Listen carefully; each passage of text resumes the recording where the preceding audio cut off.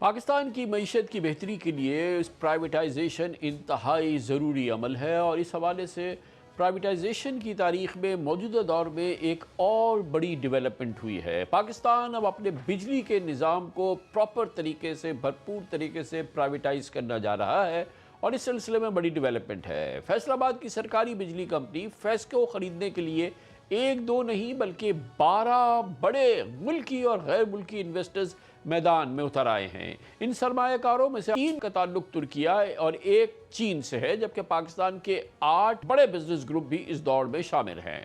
कोई 51% शेयर खरीदना चाहता है तो किसी के लिए पूरी फेस्को यानी 100% ओनरशिप और मैनेजमेंट कंट्रोल भी दस्तयाब है। PIA के बाद अब पाकिस्तान की अगली बड़ी निजकारी शायद बिजली के शोबे में होने जा रही है।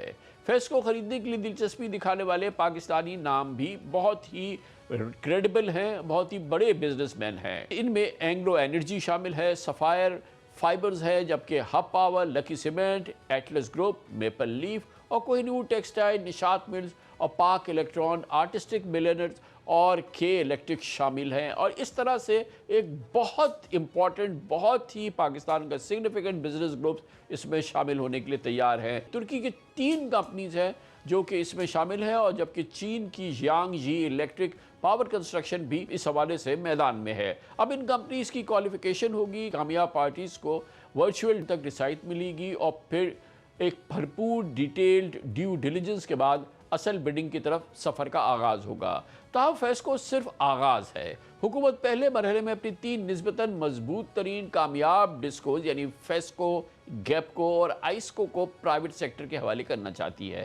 ये तीनों मिलकर 1 करोड़ 40 लाख से ज़ायद सार्फिन को बिजली फराहम करती हैं। गैपको के लिए EOIs की डेडलाइन 21 अगस्त। गैपको मैं आपको बता दूं ये गुजरावाला पावर कंपनी है, जबकि आइस्को यानी कि इस्लामाबाद की पावर कंपनी के लिए 7 सितंबर लास्ट डेट है। हुकूमत की प्लानिंग के मुताबिक तीनों ट्रांजैक्शंस पैरेलल चलेंगी और बिडिंग अक्टूबर, नवंबर और दिसंबर 2026 में एक के बाद एक होंगी। मगर इन्वेस्टर्स ने हुकूमत के सामने एक मुश्किल सवाल भी रख दिया है, वो ये कि वो अरबों रुपए तो लगाएंगे, इन्वेस्टमेंट करेंगे, मगर रूल्स को और जो प्रॉमिसेस होंगे उनको गारंटी कौन करेगा। Investors long term tariff visibility, regulatory protection और कारोबार चलाने की ज़्यादा आज़ादी चाहते हैं। हुकूमत डॉलर बेस्ड रिटर्न से इनकार और रुपी बेस्ड रिटर्न का मॉडल पेश कर रही है, लिहाजा फेस्को खरीदने के लिए 12 कंपनीज की दिलचस्पी सिर्फ एक बिजली कंपनी की प्राइवेटाइजेशन का मामला नहीं बल्कि पूरे पावर सेक्टर के लिए एक बड़ा इम्तहान होगा। अगर PIA के बाद फेस्को, गैपको और आइस्को की प्राइवेटाइजेशन कामयाब हो जाती है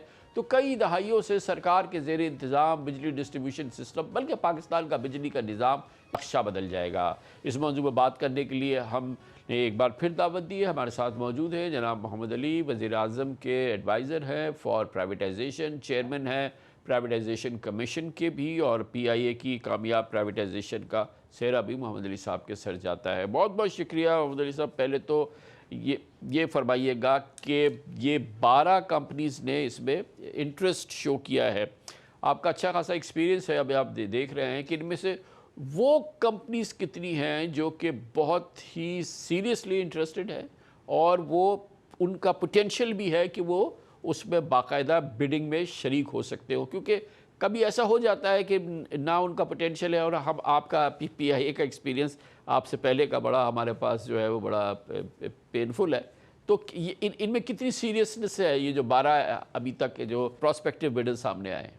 जी कामरान भाई, अस्सलाम वालेकुम and thank you for having me on your show. पहली बात तो मुबारक हो कि माशाल्लाह जो पहला स्टेप है इस प्राइवेटाइजेशन का कि इन्वेस्टर्स का इंटरेस्ट जो जनरेट करना था, दैट्स वेरी गुड न्यूज़ के 12 इन्वेस्टर्स का इंटरेस्ट है।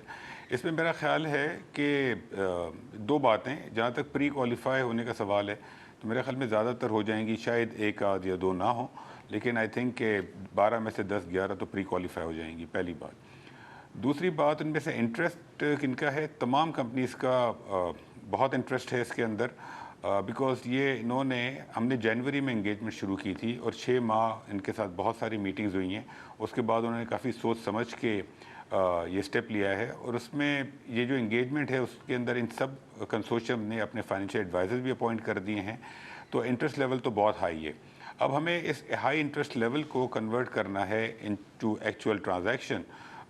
एक चीज़ इसके अंदर है کہ ہم نے فیسکو، گیپکو اور آئس کو، فیصل آباد، گجرانوالہ، اسلام آباد تینوں کے لیے EOI ایشو کیے ہوئے ہیں. تو فیصل آباد کی ڈیڈ لائن تھی 7 اگست، گجرانوالہ کی 21 اگست اور اسلام آباد کی ہے 7 سپٹمبر. تو یہ ضرور ہوگا کہ ان میں سے کچھ لوگ فیسکو میں انٹرسٹڈ ہوں گے، کچھ گیپکو میں ہوں گے، کچھ آئسکو میں ہوں گے، بیکاز ہم نے ریسٹرکشن رکھی ہے کہ بڈنگ تو لوگ سب میں کر سکتے ہیں لیکن ایک سے زیادہ اون نہیں کر سکتے. تو ڈفرینٹ گروپس کا ڈفرینٹ اس میں انٹرسٹ ہوگا، لیکن اوور آل سب کا انٹرسٹ بڑا سیریس ہے. تو سر کیا اسٹرکچر کیا آفر کر رہے ہیں آپ؟ میجورٹی دیں گے، 100% دیں گے، یا PIA والا ماڈل جو کہ ظاہر ہے کہ آپ فل کنٹرول دینے کے لیے تیار ہیں؟ اس وقت جو گورنمنٹ نے اپروو کیا ہے کیبنٹ نے، وہ 51 to 100% اس کو اوپن رکھا ہے ڈپینڈنگ آن کہ انویسٹرز کا انٹرسٹ کیا ہوگا. Minimum 51%، maximum 100%. تو اس پہ فلیکسیبلٹی ہے گورنمنٹ کی. اب یہ بڑا امپورٹنٹ ہے کہ انویسٹرز کی کیا ڈیمانڈ ہے، اور جو بھی ان کی ڈیمانڈ ہوگی اس کے اندر میرٹ ڈی میرٹ بھی دیکھنی ہوگی، اور ڈفرینٹ انویسٹرز کی ڈفرینٹ ریکوائرمنٹ ہوگی.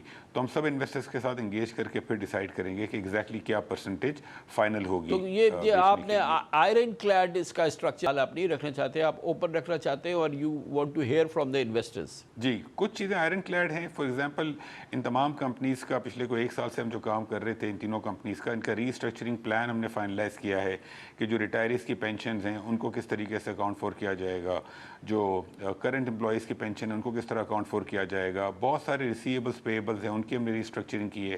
اور جو لینڈ ہے، لینڈ کو ہم ٹرانزیکشن کا پارٹ نہیں بنا رہے. فار ایگزامپل لینڈ ہم ٹرانزیکشن سے الگ کر دیں گے. لینڈ گورنمنٹ کی ایک SPV کے اندر جائے گی، اور وہ SPV لینڈ کو لیز بیک کر دے گی ان ڈسٹریبیوشن کمپنیز کو. تو یہ کچھ چیزیں آئرن کلیڈ ہیں. کچھ چیزیں جیسے کہ 51 to 100% ہوگا نہیں ہوگا، یہ ابھی اوپن ہے.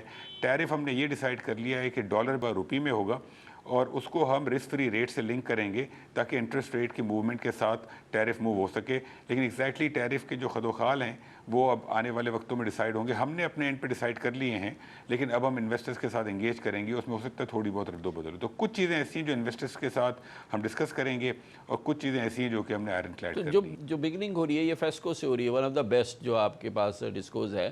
یہ تو آپ کے پاس بڑا اچھا ہے نا، حکومت کے پاس جو اچھا سرمایہ ہے، سب سے پہلے اس کو آپ بیچ رہے ہیں، آپ اس ایسٹ کو. جی، اس پر ایک بڑا لوگوں کا ایک ویو یہ بھی ہے کہ جی آپ اچھی ڈسکوز بیچ رہے ہیں، لیکن اگر آپ وہ ڈسکوز بیچنے جائیں گے کہ جس کے اندر 30 اور 35% بجلی کی چوری ہو رہی ہے، یا 20-30% لوگ بجلی کی بل ہی پے کرتے، تو آپ مجھے خود بتائیں کہ کامران صاحب یہ پروسیس شروع ہی کیسے ہوگا. تو آپ کو کسی بھی چیز کو بیچنے کے لیے ایک سرٹن اسٹریٹجی بنانی پڑتی ہے. اور دوسری بات یہ ہے کہ ایسا نہیں ہے کہ ہم خالی اچھی والی ڈسکوز بیچ دیں گے اور بری والی نہیں بیچیں گے. ایز وی اسپیک حیدرآباد اور سکھر کے اوپر ہی بہت ایڈوانس سٹیجز میں کام ہو رہا ہے، اور اگلے 2 ماہ کے اندر اس کا بھی EOI ایشو ہو جائے گا. تو ہم انشاءاللہ تعالی ون آفٹر دی ادر ساری کی ساری ڈسکوز بیچیں گے.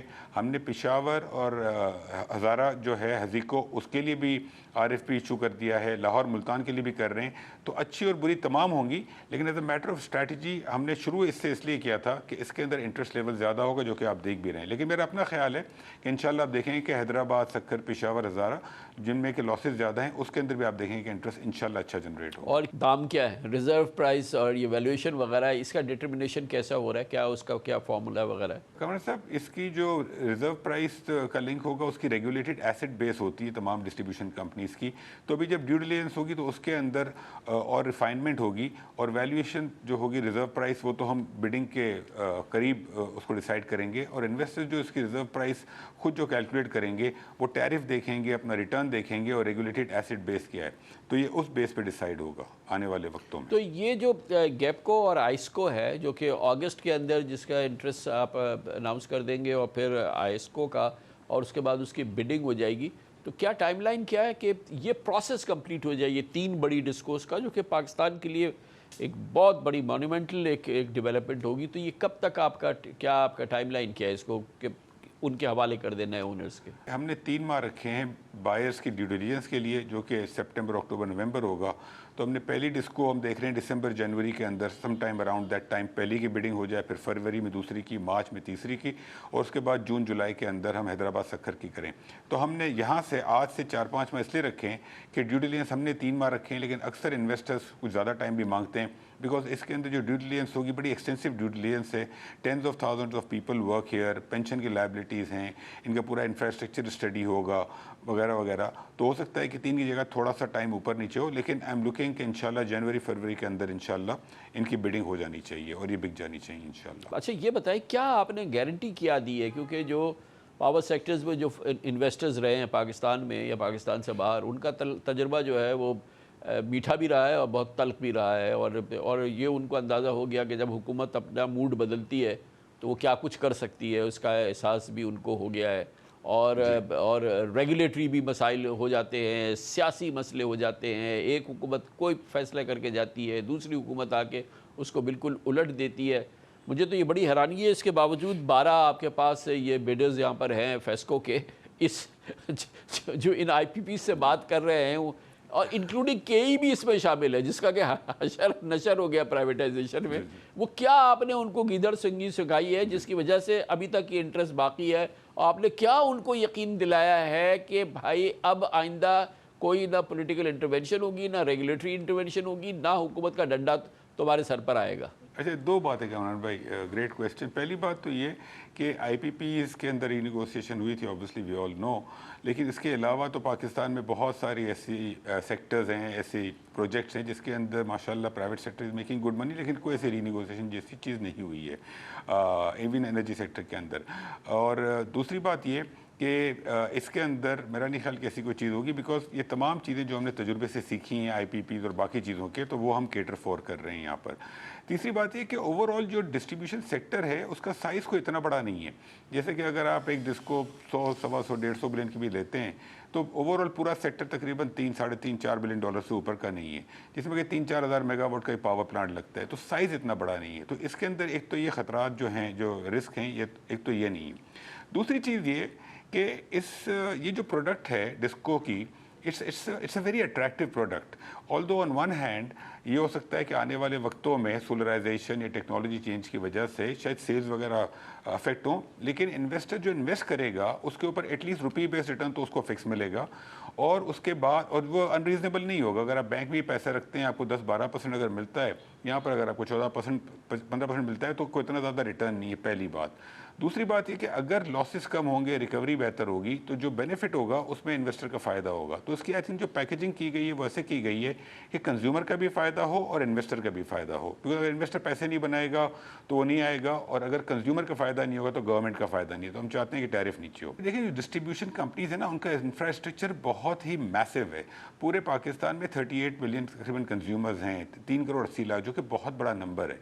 पूरे पाकिस्तान के जितनी भी आवाम है उसके पास डिस्ट्रीब्यूशन कंपनीज़ की एक्सेस है। तकरीबन 40 मिलियन को अगर आप मल्टीप्लाई करें, 5-5.5 लोग पर हाउस होल्ड होता है एवरेज, तो 20-22 करोड़ लोगों की एक्सेस है इन तमाम डिस्कोस की। तो जो डिस्को का मालिक है, अगर आप सोचें, उसके पास इतना अच्छा कैप्टिव कंज्यूमर है। फॉर एग्जांपल फैसलाबाद गुजरावाला में 40 से 50 लाख कनेक्शन है, तो जो फैसलाबाद गुजरावाला लेगा उसके पास 2, सवा 2, 2.5 करोड़ कंज्यूमर होगा, जिसको वो और बहुत सारी प्रोडक्ट्स बेच सकता है। तो ये जो डेटा है, ये हमारी डिस्ट्रीब्यूशन कंपनीज ने आज तक इस्तेमाल नहीं किया है, प्राइवेट सेक्टर इसको इस्तेमाल करेगा।